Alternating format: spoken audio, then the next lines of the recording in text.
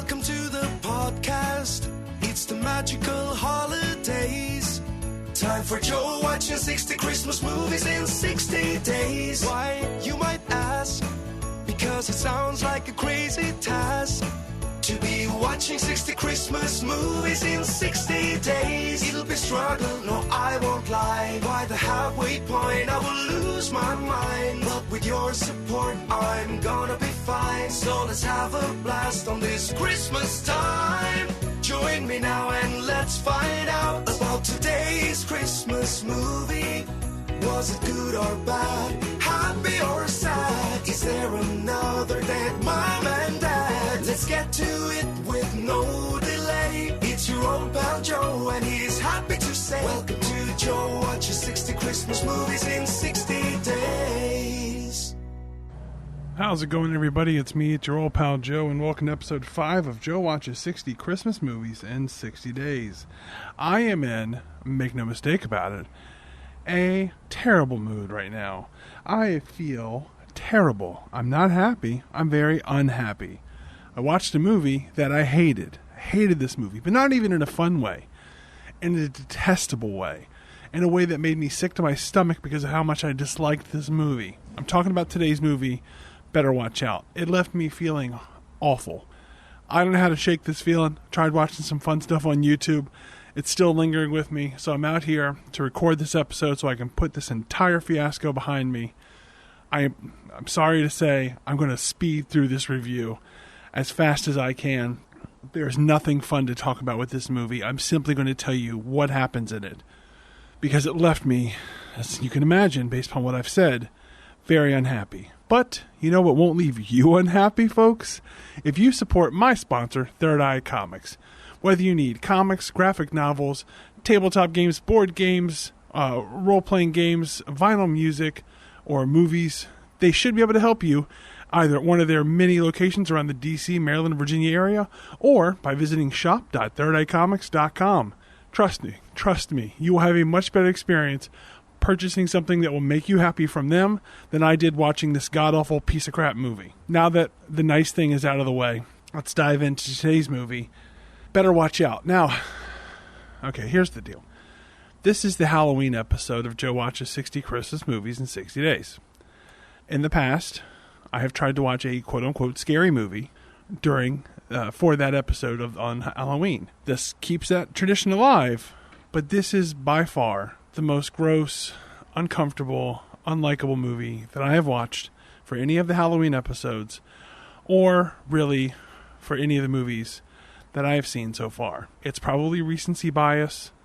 It's probably not as bad as I'm making it out to be. But I don't like horror movies. I don't like gross movies. I don't like movies where people are mean to one another. It makes me feel bad. This movie features all of it. It's basically...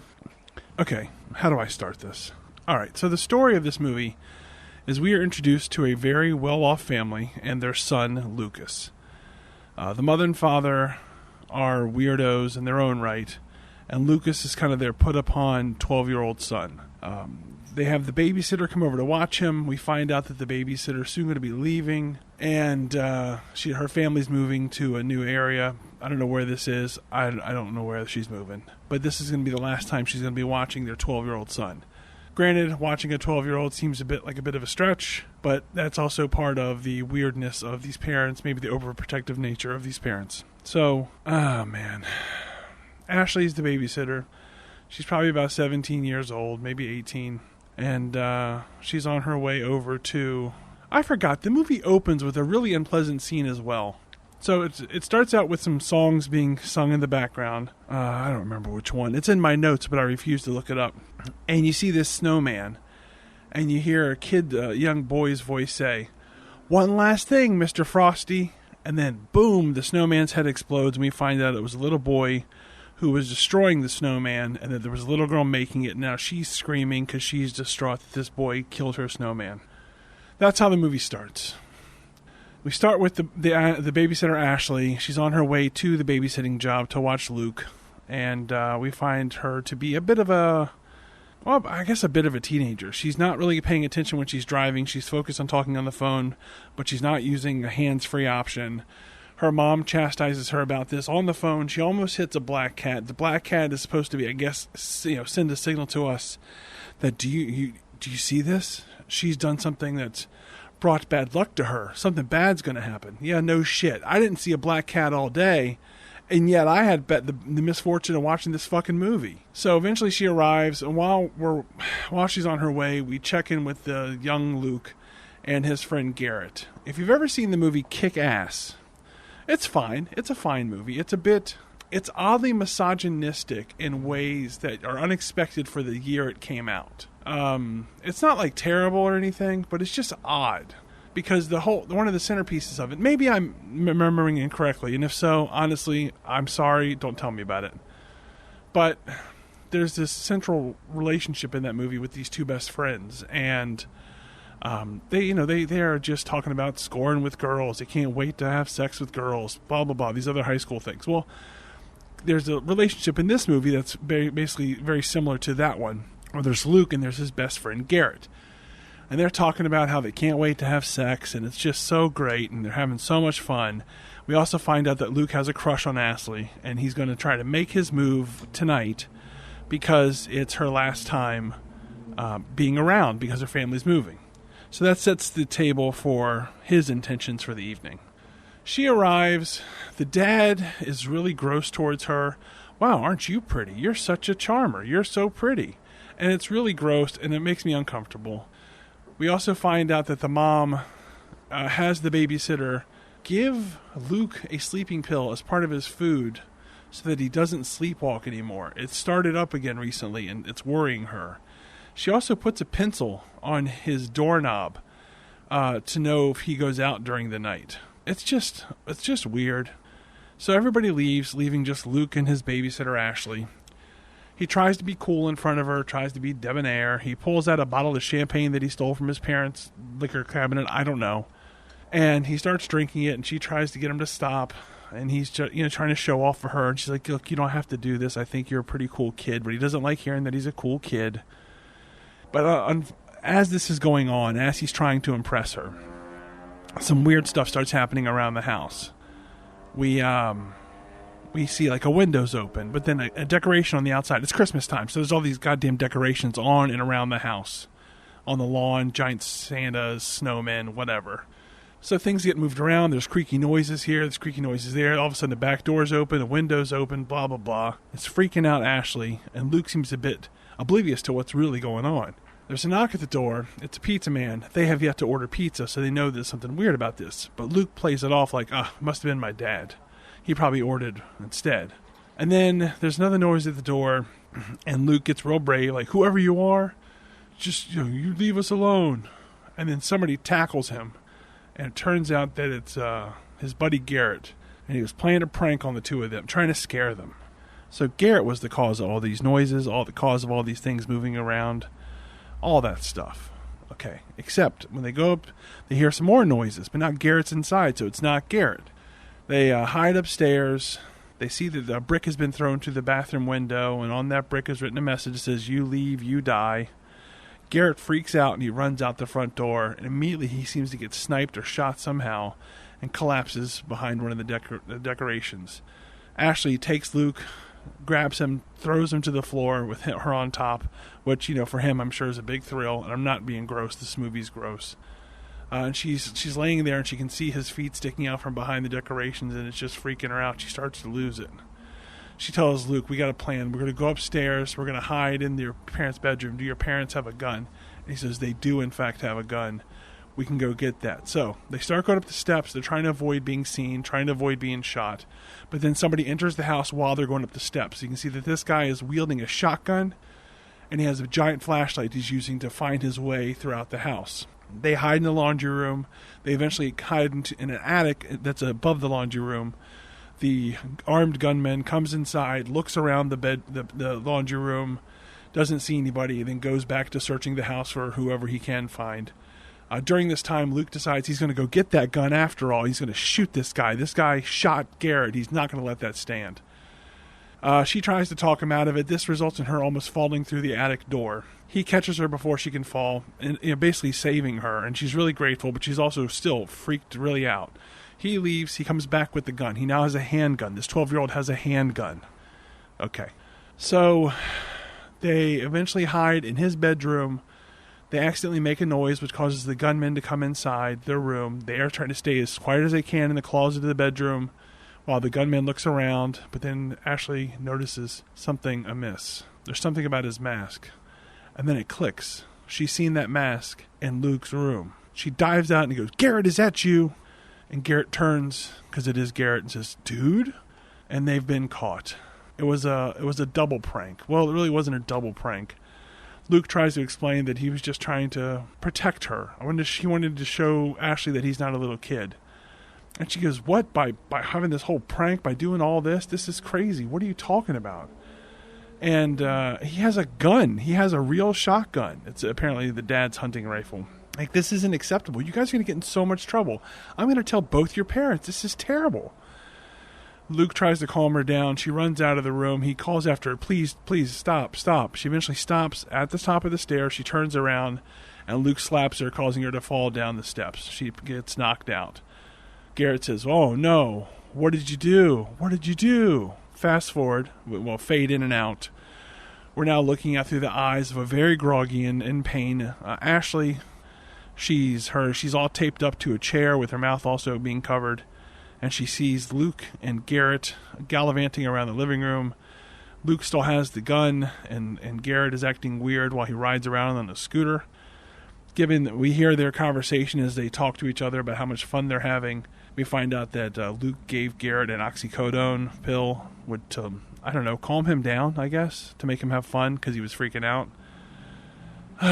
Then they start antagonizing the now awake Ashley. Well, mostly it's Luke. Garrett's just kind of there for the ride, even though he's not really happy about being there at this point. He agrees to take the tape off of her mouth if she won't scream, but if she does scream, he's going to shoot her with the gun. Okay. Takes the tape off. They say he says he wants to play a game of truth or dare. Garrett does the first dare on him. Actually, no. He does first truth on Ashley. Ashley picks truth, and so he asks how many guys she's had sex with. She says none. And he says, "I don't believe you. Didn't you sleep with such and such?" As her ex-boyfriend, Jeremy. And she goes, "No, but I broke up with him because he said I did." And oh, man. And then Garrett does truth or dare for Luke. I hate this movie. I hate this movie. Luke chooses dare. Garrett dares him to touch Ashley's breast, and he does. And that's when I got really sick and mad at this movie. Just not sick like a baby throwing up. Just detestable. I know that this is a movie. I know that these are bad guys or bad children, bad teens, but I'm not having fun watching this. It goes around and around. I don't remember what happens after this, but eventually we find out that her boyfriend's coming to check on her. He's been trying to see her all night because it's her last night in town, but she's been busy babysitting, so she wouldn't let him come over. Well, now he's at the house, and he's acting like she texted him to tell him to come over. Luke answers the door and is like, no, I'm sorry, that didn't happen. And then the guy pushes his way in and says, "No, where is she?" Eventually, they cover Ashley's mouth up so she can't scream, she can't get attention. Instead, she makes her chair tip over, causes a big ruckus. Garrett pops out and says it was a mouse that he had caught. Ricky's the current boyfriend, not Jeremy, the one that lied about having sex with her. Ricky goes upstairs to see if he can find her upstairs. He is then caught unawares when Luke, the 12-year-old, hits him in the head with a baseball bat. Luke does a little victory dance as if this is Fortnite. Doesn't know that sometimes hitting somebody with a bat doesn't knock him out. Ricky gets up and he goes to attack him. He starts hitting him, or he tackles him. And then that's broken up by Garrett, who has the hunting shotgun. He tells Ricky to get off of Luke. He does. And then while Ricky is distracted, Luke hits him in the head again with a baseball bat. He wakes up and he's now been tied in a chair next to Ashley. Oh, there was a bit where they were going to force Ashley to get drunk. That was going to be Luke's new plan for explaining how everything has gone so awry. He's going to force her to get drunk, make a mess, and blame her for drinking while on the job. Okay. She headbutts the glass out of his hand, causing the bottle to shatter. So now that her boyfriend's there, when she makes herself fall over in the chair, she discreetly picked up a piece of glass and now has that in her hand. What happens after this? I am not checking my notes. basically a whole bunch of bickering starts. And we find out that it was actually Luke that texted the boyfriend using Ashley's phone. This surprises Garrett because this is not at all in any part of their plans. And he's now finding out that Luke basically had bigger ideas than he originally thought, and he's also involving a lot more people than he wanted as well. In fact, now Luke wants to text her ex-boyfriend and have him come there as well. Garrett's not cool with this. Luke basically tells him to do something about it, and he doesn't, so then he texts the guy to come. Or he calls him and says, "Hi, Ashley's here. She wants to talk to you, but she's acting kind of weird. You should come to my house." So the guy does. In the meantime, eventually Ashley gets out or gets some parts of her body free. They catch her. No, they don't catch her. Sorry, guys. I just hate this movie. So eventually she gets some of her body free, but not all of it. When Luke gets an idea to how to punish Ricky, the current boyfriend, for something that happened, like some kind of insubordination. So he drags him into the foyer and sets up a paint can to hit him in the head, kind of like in Home Alone. Apparently this is a long-running discussion that he's had with his buddy Garrett about what would happen if somebody actually got hit in the head with a paint can. Garrett believes that it would knock the person back like it does in the movie Home Alone, where I guess Luke believes it would do a lot more damage and not knock them back. So he sets the paint can up, he sends it swinging, but it misses Ricky. And both Garrett and Ricky are freaking out that this is happening. He lines it up for a second shot, now more aimed better. And this is when Ashley makes her move. She gets her 3 free limbs and leaps up with the chair still attached to her, grabs the gun, which had been left on the counter, the handgun, and holds it up, aims it at Luke and says, "If you drop that paint can." And he says, "Okay." And he does, and it kills Ricky. It kills him. It explodes. The movie thinks it's really cool the way it does it, and maybe it's cool to some people. It's not cool to me. It was gross. So Ricky, the boyfriend's dead. Ashley's freaking out. She's going to call the police now. She has the gun. Luke says, "You can't shoot me." She pulls the trigger, and turns out the gun has no bullets. The bullets, as with any safe gun ownership, are kept separate from the handgun in their home, and he says this in a very mocking tone, like his parents are very responsible. Garrett is now on and off freaking out about everything, because now there's actually a dead person involved, and this was not in his plans whatsoever. So Luke has to calm down both of these people. Now the girl who's lost her boyfriend and also seen someone brutally murdered in front of her eyes, and Garrett, who has done the same. The other boyfriend shows up, and Luke goes out to greet him, tells him that he can't go inside. He needs to write an apology letter to Ashley first for what he did to her, basically implying that Ashley sent him out there to get this written down, and then he's supposed to bring it back, and then she'll decide whether she wants to forgive him. So the guy doesn't believe any of this. He's very mad and annoyed at young Luke, and just writes down, "I'm sorry. Here, how about that?" And Luke says, "Is that what you want me to take to her? Is this everything for real?" And this intimidates the grown man, the 17, 18-year-old teenager. He's not grown, but he's a lot more grown than this 12-year-old. Do you know what I mean? So it just seems odd. So he intimidates him into writing more.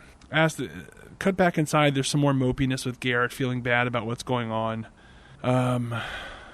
She's trying to tell Garrett to let her out, like, "Let me go. We can still fix most of this. I know that it's him that's controlling you. We can do this." So he starts cutting her free. "You got me. You got me. Okay." Eventually, on the outside, the guy finishes his letter. When he looks up, he notices Luke is gone. Luke surprises him from behind by wrapping a rope around his neck, and then that's attached to a lawnmower. He then it's a driving lawnmower. He drives the lawnmower away, causing the young man to be hung, and he dies. Then he puts him down, and we see the note basically was extended to say, "I'm sorry, please forgive me for everything I did. I still love you." Signed, Jeremy. Inside, Garrett has is cut free most of Ashley. He gives her a kiss on the forehead or cheek, implying that he's really sorry and that they can figure out what to do next. And with that, Luke comes back and shoots him with a shotgun. Garrett collapses behind. Oh, there's also a bit where she gets away at some point. Maybe it was after the gun and the chair and stuff. She gets away, and she has to fight Garrett in the yard. And then she gets away, and then she ends up hopping over a fence, but then trips and knocks herself out, because that happens a lot to people, And they recapture her. So anyway, now Garrett has been shot, and he's very sad, and he wishes his mom was there, which is a very sad thing to wish. It makes me feel bad. I don't like it. So he dies. Garrett's dead, leaving just Ashley and Luke. Luke sits down beside her with another chair, puts his head on her shoulder, which is a move he made earlier when she was still officially babysitting him. It was an attempt to get in close with her and warm up to her, touch her, but she rebuffed him then. This time her hands are tied and her face is taped over so she can't.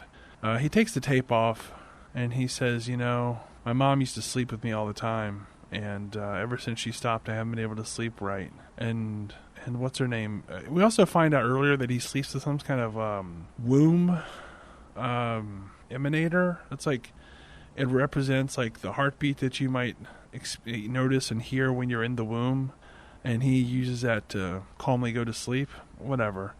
Well, he mentions basically that he hasn't been able to sleep well since his mom stopped sleeping with him. And Ashley says, I know why she stopped sleeping with you. And then she closes her eyes and keeps her mouth shut. And he starts screaming at her, tell me, please talk. What do you know? What happened? Tell me.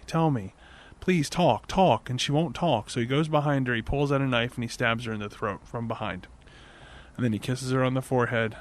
And then he does a little dance as he cleans up all of the mess and makes it like, this was a home invasion. He puts paint on the hung victim, Jeremy, his hands, so that it matches the paint on the paint can that killed Ricky. He also puts the shotgun in the paint-covered hands so that the fingerprints in the paint now are on the shotgun, so that it'll look like he also shot Garrett. It's a very celebratory scene. I mean, the movie's doing it ironically. The movie knows this is a monstrosity you're seeing succeed, but it's also doing it. So you still are watching this thing be a jolly and fun frivolity. And that's also not fun. So he does this thing and he cleans everything up, and eventually he gets himself to bed. He tries to put the pencil on the doorknob, but unfortunately he can't do it while also closing the door behind him. So he has to put the pencil on the doorknob. And have you ever seen the movie Ferris Bueller's Day Off? And at the end of that movie, he has to rush home to be back in bed so his parents still know that he's sick. This is, I think, their parody of that, or their version of that within this nasty world.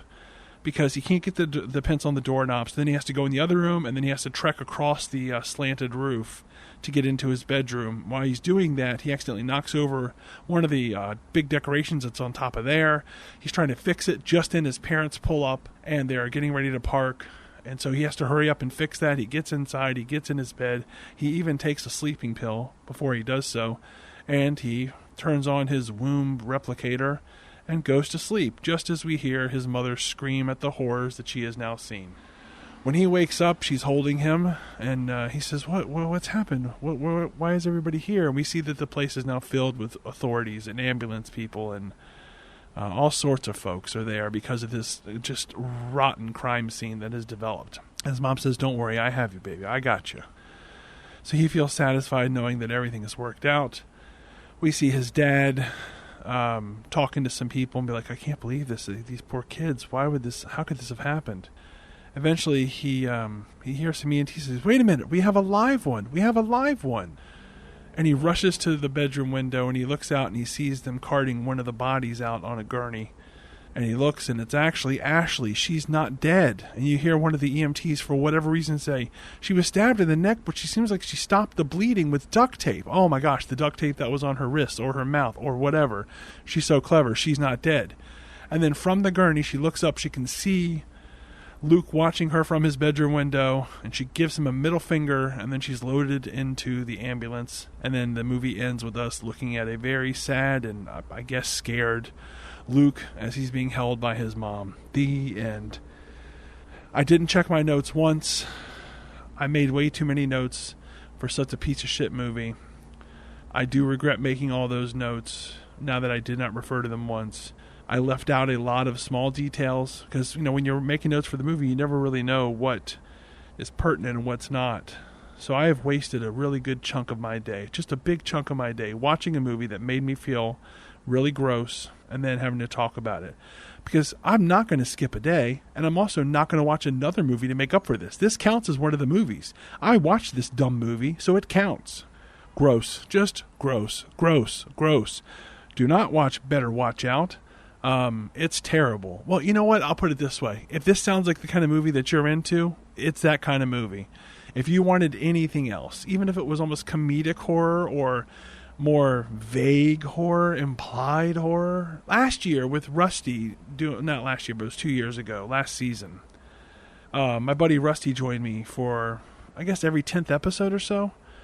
And we watched, I think, 1 or 2 horror movies with him, in addition to whatever one I watched for Halloween. And they were totally fine horror movies. The movie that made me feel the worst was the one about the gas that was going to kill everybody. That wasn't even a horror movie. That was just a sad movie. And I guess my point is that a lot of these movies, they can be fine to be watched. They're fine.